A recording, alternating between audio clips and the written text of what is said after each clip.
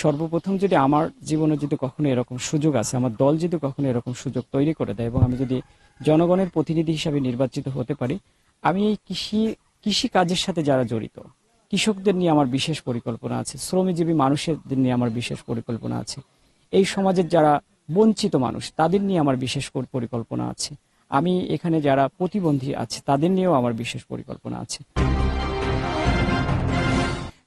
এবার এমন এক মানুষের সাথে কথা বলবো যিনি রাজনৈতিক অঙ্গনে দীর্ঘদিন সাথে যুক্ত আছেন এবং বাংলাদেশ জাতীয়বাদী কৃষক দলের কেন্দ্রীয় কমিটির যিনি অন্যতম সদস্য এবং কুষ্টিয়া খুকসার কৃতি সন্তান এবং কুষ্টিয়া খুকসা কুমারখালী যে আসন সেই 4 আসন থেকে তিনি কিন্তু এবার কিন্তু সম্ভাব্য একজন বিএনপি থেকে মনোনয়ন প্রত্যাশী এবং সেই জায়গা থেকে তিনি মানুষের হয়ে মানুষের জন্য তিনি কাজ করছেন এবং মানুষের কাছে যাচ্ছেন আজকে।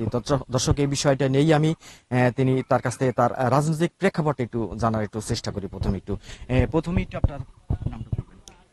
আমি মোহাম্মদ মঈনুদ্দিন, আমি বাংলাদেশ জাতীয়তাবাদী কৃষক দল কেন্দ্র কমিটির অন্যতম সদস্য।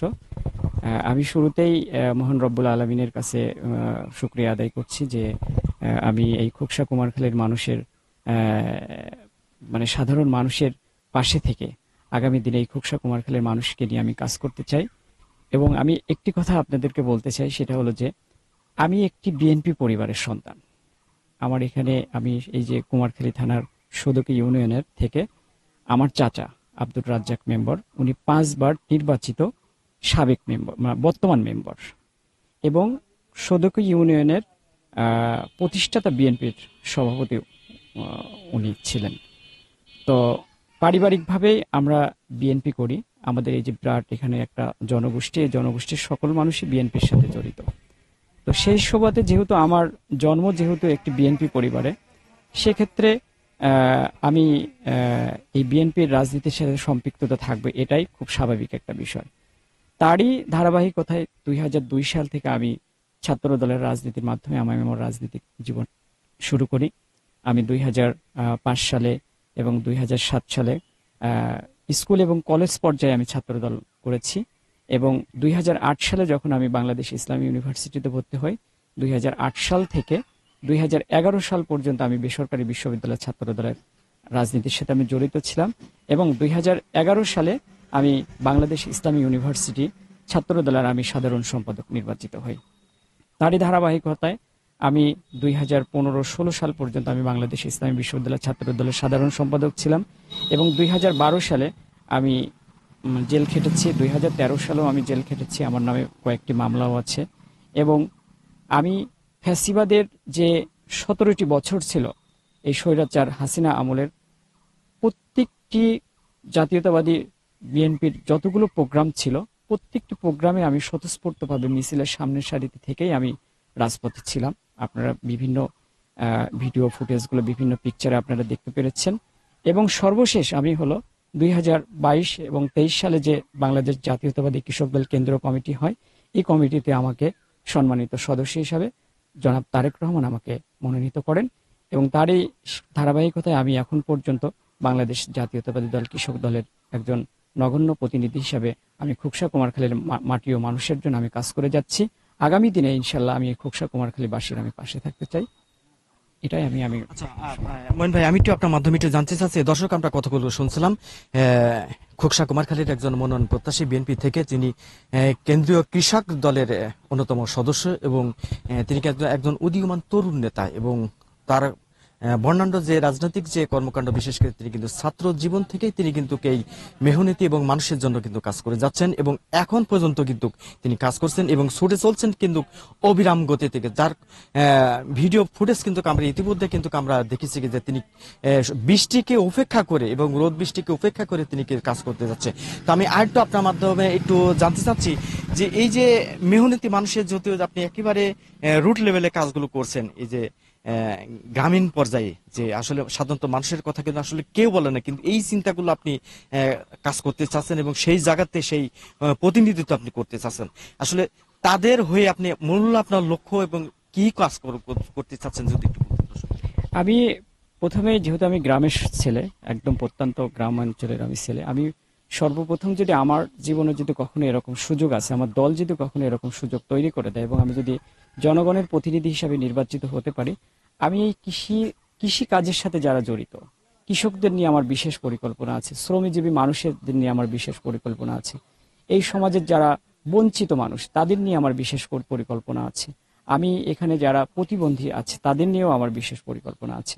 আমি আসলে অ্যাকচুয়ালি আপনারা দেখছেন যে আমি কয়েকদিন এই খোকসা কুমারখালীর বিভিন্ন গ্রামে গ্রামে আমি যে মানে যাচ্ছি, এখানে ব্যাপক মানুষের একটি জনসম্পৃক্ততা মানে দেখা যাচ্ছে। এটা আমার থেকে আপনারাই ভালো বলতে পারবেন যে আসলে কি পরিমাণ লোকজন আমার সাথে আছে। তো সার্বিকভাবে আমি খুব আশাবাদী এবং আমার মনে হচ্ছে কেন যেন এই এলাকার মানুষ আমাকে ব্যাপকভাবে ভালোবাসে। যদি এই ভালোবাসাটা যদি আমার প্রতি না থাকতো তাহলে হয়তো এত জনসম্পৃক্ততা। আমি একজন নগণ্য মানুষ এবং ক্ষুদ্র মানুষ এবং খুবই একটি নগণ্য পরিবারের ছেলে।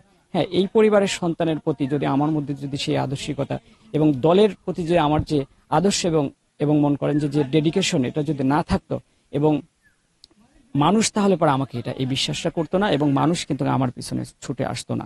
তো আমি খুবই আশাবাদী যে আমি যদি আমার দল যদি আমাকে সঠিকভাবে মূল্যায়ন করে, হ্যাঁ, আমি অবশ্যই আমার এই সমাজ নিয়েই আমার ভবিষ্যৎ, এই সমাজকে কিভাবে খুবই সুন্দরভাবে একটি মানে খুবই মানুষকে কিভাবে উপকার করা যায়, আমার দল কিভাবে এই মানুষকে উপকার করলে মানে উপকৃত হয়, আমি সেটা নিয়েই কাজ করব। এবং আমি চাই যে আমাদের যে রাষ্ট্রনায়ক জনাব তারেক রহমান, ওনার আদর্শ যেন এই সমাজে যেন বাস্তবায়ন হয়, আমি সেটার জন্য সর্বোচ্চ চেষ্টা করবো ইনশাআল্লাহ। মইন ভাই, আমি আরেকটা কথা আপনার সাথে একটু যুক্ত করতে চাই এবং জানতে চাই, যেহেতু আপনি খেটে খাওয়া এবং মেহনতি মানুষের নিয়েই কাজ করতে চান, তো সেই ক্ষেত্রে যেহেতু আপনি জাতীয়বাদী বিশ্বাস করেন এবং সেই জায়গা থেকে আপনি একদম সেন্ট্রাল কমিটির, বিশেষ করে কৃষক দল, বিশেষ করে একেবারেই কৃষক মানেই তো আমরা জানি যে গ্রামে তারা প্রত্যন্ত একেবারে কাদামাখা যাদের শরীর, এবং সেই যে সংগঠন, সেই দলের আপনি একজন নেতা, আপনার সৌভাগ্য আপনার হয়েছে, আপনি সেই দলের একজন সদস্য হয়েছেন। তো দল যদি আপনি, যেহেতু আপনি প্রত্যাশা করছেন যে দল যদি আপনাকে মূল্যায়ন যদি করেন তাহলে আপনি এই সমস্ত মানুষের নিয়ে আপনি কাজ করবেন, তা আসলে ওই জায়গা থেকে যদি আপনি যদি আপনার দল যদি ওই জায়গাতে যদি সিলেকশন যদি না করে, আসলে তাহলেও কি তাদের জন্য কাজ করবেন? অবশ্যই দেখেন, এটা আসলে আমি এখানে কাজ করছি বিধায় এর মানে এ না যে আমার এখানে কোনো অভিমান কোনো কিছু থাকবে আমি না পেলেও। আমি দল করি জিয়াউর রহমানের আদর্শ নিয়ে, আমি দল করি দেশনেত্রী বেগম খালেদা জিয়ার আদর্শ নিয়ে, আমি দল করি আমার নেতা জনাব তারেক রহমানের আদর্শ নিয়ে। আমার দল এখানে কিন্তু আমি ব্যক্তিময়ীন হিসাবে আমি কাজ করছি না, আমি ব্যক্তিময়ীনের কিন্তু কোনো মূল্য নেই। আমার দল আমাকে একটি পোস্ট দিয়েছে, এই পোস্টের কারণেই কিন্তু মনে করেন যে আমার আজকে এত মূল্য। ঠিক আছে, আমি মনে করি কি যে আমার দল যদি আমাকে মূল্যায়ন না করে, আমার নেতা জনাব তারেক রহমান যার হাতেই মনে করেন যে আপনার নেতৃত্বে খোকসা কুমারখালীতে তুলে দেবে, যার হাতে ধানের শীষের প্রতীক দেবে, আমরা কাঁধে কাঁধ মিলে এখানে কোনো রকম কোনো দ্বিধা ভক্তি থাকবে না। ঠিক আছে, সর্বোচ্চ দিয়ে আমরা ওই প্রার্থীকেই ইনশাল্লাহ ধানের শীষের প্রার্থী হিসাবে আমরা মেনে নিয়ে ইনশাল্লাহ আমরা তাকে আগামী দিনে এই সামনের যে নির্বাচন আসছে, এই নির্বাচনে ইনশাল্লাহ আমরা অবশ্যই তাকে সর্বোচ্চ চেষ্টা করে ধানের শীষের প্রতীককে আমরা বিজয়ী করব। এতে কোনো রকম কোনো সন্দেহ না, আর এই ক্ষেত্রে কাউকে কোনো রকম কোনো ছাড় দেওয়া হবে না ইনশাল্লাহ। সর্বশেষ দর্শক, আমরা একেবারে শেষ প্রান্তে চলে আসলাম। আমরা আরেকটা কথা মইন ভাইদের কাছে উত্তর নিয়ে আমরা শেষ করবো। তো আমি একটু আপনার মাধ্যমে আরেকটু জানতে চাচ্ছি, যেহেতু কাজ করতে চাচ্ছেন, আসলে যেহেতু আপনার ইচ্ছা এবং সমস্ত চাওয়াটাই এখন জনগণের জন্য এবং জনগণের হয়েই আপনি কাজ করছেন, এবং সেই জায়গাতে আপনি যেহেতু প্রত্যাশা করছেন এবং আশা করছেন, এবং জনতার উদ্দেশ্যে আপনার সর্বশেষ কথা একটু দেখেন, আমার মাধ্যমে। প্রত্যাশা আসলে সবাই করতে পারে, হ্যাঁ, কিন্তু এখন প্রত্যাশা মিটানোর মালিক কিন্তু রব্বুল আলামিন। যদি আমার কপালে যদি আমার এই রিজিকটা থাকে এবং যদি মানুষের যে দোয়া, যে ভালোবাসা, আমার কেন যেন মনে হচ্ছে একটা কিছু হতে পারে। ঠিক আছে, আমার জন্য দোয়া করবেন। আমি তো এই দোয়া নিয়েই, আমি এই সাধারণ যে আমার এই খোকসা কুমারখালীর যে আপামর জনতা, আমি সবার কাছে দোয়া চাই যে তারা আমার জন্য দোয়া করবেন। যদি তাদের দোয়া থাকে এবং তাদের ভালোবাসা যদি থাকে, আগামী দিনের খোকসা কুমারখালীর প্রতিনিধি ইনশাল্লাহ আমি হব। ইনশাল্লাহ আমার জন্য দোয়া করবেন। অসংখ্য ধন্যবাদ। দর্শক, আমরা কথাগুলো শুনছিলাম কুষ্টিয়া খোকসা কুমারখালী আসনের সম্ভাব্য জাতীয়বাদী বিএনপি কৃষক দলের যিনি অন্যতম সদস্য, তিনি এই আসন থেকেই তিনি একজন মনোনয়ন প্রত্যাশী, এবং তার কথা কিন্তু আমরা এতক্ষণ ধরে শোনার জন্য এবং তুলে ধরার জন্য চেষ্টা করলাম।